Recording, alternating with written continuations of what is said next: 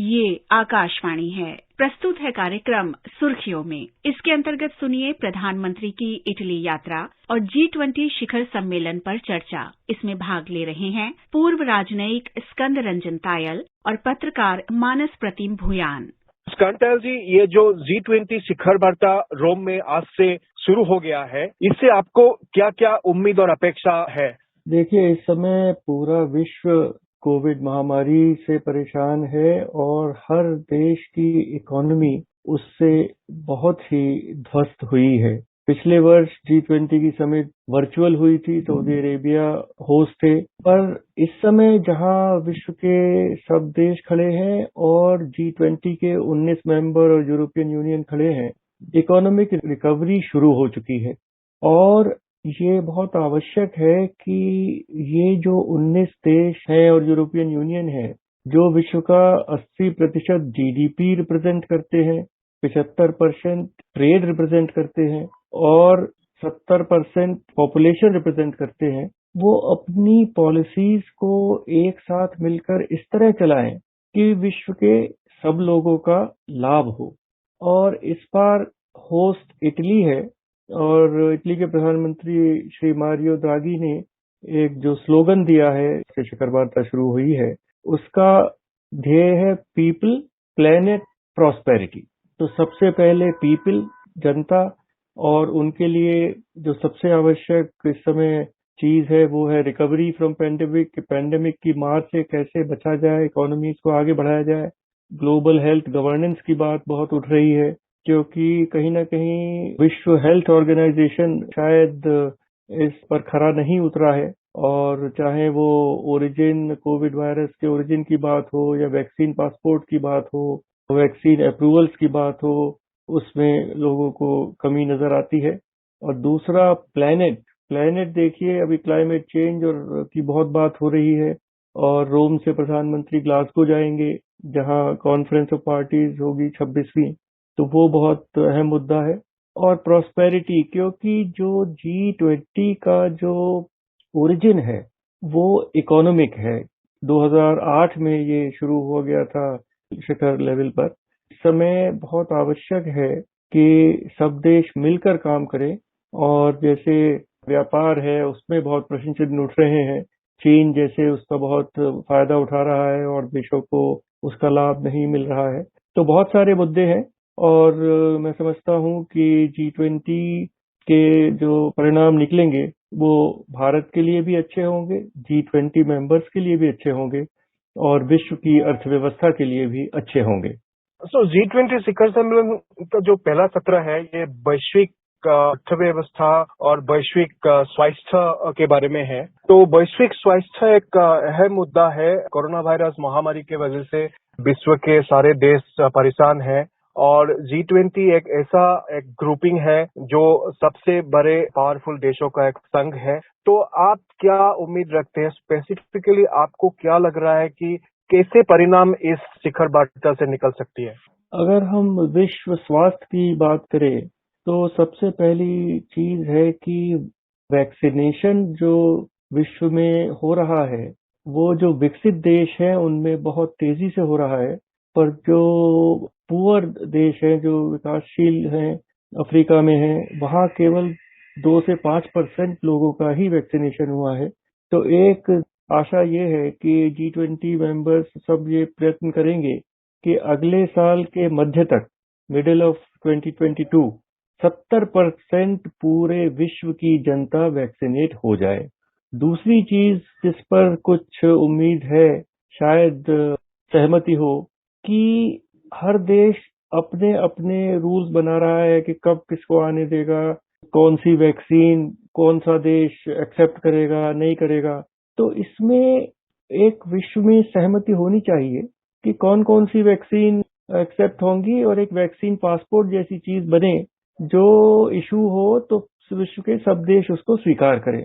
और जो एक प्रोटोकॉल हर देश अलग अलग बना रहा है कि 10 दिन आप हॉस्पिटल में क्वारंटीन करिए, कोई देश कहता है 10 दिन आप घर में क्वारंटीन करिए, कोई देश कुछ और कहता है, उसमें भी कुछ एक सहमति लाने की आवश्यकता है। और तीसरी चीज जो है कि कोविड कंट्रोल टूल्स जिनको हम, जैसे वैक्सीन है या नई नई दवाइयां निकल रही हैं, वो इस तरह निकले कि केवल कंपनीज अपना प्रॉफिट ना बनाए और विश्व के सभी लोगों को ये जो नई दवाइयां निकलेंगी, नई वैक्सीन निकलेंगी और जो नए नए औजार निकलेंगे, वो विश्व में सब लोगों को एक रीजनेबल दाम पर उपलब्ध हो। ये भी कहा गया है कि जो विश्व की मौजूदा व्यवस्था है, इसके साथ ही महामारी के बाद G20 देश किस तरह से फिर से वैश्विक अर्थव्यवस्था को मजबूत बनाने में मदद कर सकती है, इसके ऊपर काफी चर्चा होने की बात कही गई है। इटली ने खुद बताया था कि ये जो अर्थव्यवस्था को मजबूत करने के लिए महत्वपूर्ण डिस्कशन होगा। तो ये जो विश्व अर्थनैतिक जो संकट हम लोगों ने देखा है पिछले 1.5-2 साल में, इसको टैकल करने के लिए आपको क्या लगता है, कैसी एक आउटकम आ सकता है? पिछले वर्ष G20 में और इस तरह का निर्णय लिया गया था कि जो विश्व के बहुत देशों के ऊपर कर्जा है उनको थोड़ा सा पोस्टपोन किया जाए, डेट सस्पेंशन का एक निर्णय लिया गया था। और मैं समझता हूं कि इस बार भी इस डेट सस्पेंशन मतलब कर्जे की अवधि को और बढ़ाया जाए। जो देश इस स्थिति में नहीं है क्योंकि उनकी अर्थव्यवस्था महामारी से बहुत प्रभावित हो चुकी है, तो उनको और समय दिया जाए कि वो अपना डेट वापस कर सकें। दूसरा जो समाचार आ रहे हैं, एक बहुत अच्छा निर्णय लिया गया है कि ग्लोबल मिनिमम टैक्स 15% पूरे हर देश को लगाना होगा। जैसे आप जानते हैं कि जो बड़ी बड़ी कंपनियां हैं, मल्टीनेशनल कंपनियां हैं, अरबों डॉलर का उनका मुनाफा है और वो एक पैसा भी टैक्स कहीं नहीं देते। जहां जैसे ये बड़ी बड़ी अमेजन है या गूगल है, फेसबुक है, इन्होंने इस तरह का अपना एक टैक्स का जाल रचा है। तो अपनी जो इनकम है वो ऐसी जगह दिखाते हैं जहां की टैक्स बहुत कम होता है। और देखिए, इस समय चाहे कोविड हो या विकास हो, सब देशों को टैक्स चाहिए क्योंकि दुनिया की जनता के विकास के लिए गवर्नमेंट्स को टैक्स चाहिए। मैं समझता हूँ एक बहुत ही अच्छा निर्णय एक G20 ने लिया है कि कोई भी देश कोई प्रॉफिट 15% से कम कॉर्पोरेट टैक्स नहीं लगाएगा। मैं समझता हूँ इसके बहुत अच्छे परिणाम भविष्य में सामने आएंगे।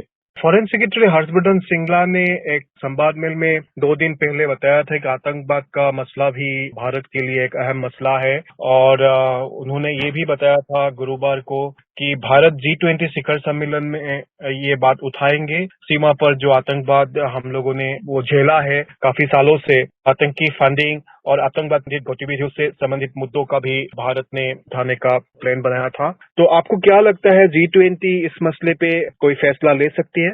G20 के जितने सदस्य हैं वो पहले ही टेररिस्ट फंडिंग के खिलाफ काम कर रहे हैं। इस बार अभी कुछ दिन पहले फाइनेंशियल एक्शन टास्क फोर्स की मीटिंग हुई थी और उसमें पाकिस्तान को अभी भी ग्रे लिस्ट पे रखा गया है। और G20 क्योंकि मुख्य रूप से एक इकोनॉमिक फोरम है, तो टेररिस्ट फंडिंग का उनके एजेंडा में अवश्य उस पर चर्चा होगी और किस तरह उसको रोका जा सके। और इस संदर्भ में मैं समझता हूं कि अफगानिस्तान के ऊपर भी चर्चा होगी। और जैसा प्रधानमंत्री मोदी और भारत चाहता है कि जितने विश्व के देश हैं वो एक मिली जुली नीति अफगानिस्तान की जो तालिबान गवर्नमेंट बनी है उसके प्रति अपनाएं, क्योंकि तालिबान गवर्नमेंट चाहती है कि उनके ऊपर जो इकोनॉमिक सैंक्शंस लगी हुई हैं विश्व से, उनको उठा लिया जाए और उनके जो अरबों डॉलर पुरानी अफगानिस्तान गवर्नमेंट के वेस्टर्न पाश्चात्य देशों के बैंकों में है, अमेरिका के बैंकों में है, उनको अफगानिस्तान की तालिबान गवर्नमेंट को वापस दे दिया जाए। तो इन सब मुद्दों पर मैं समझता हूं कि G20 के नेता मिलजुल कर कोई निर्णय लेंगे और ये एक बहुत अच्छी बात होगी। कांतालाल जी, आपका बहुत बहुत शुक्रिया। धन्यवाद।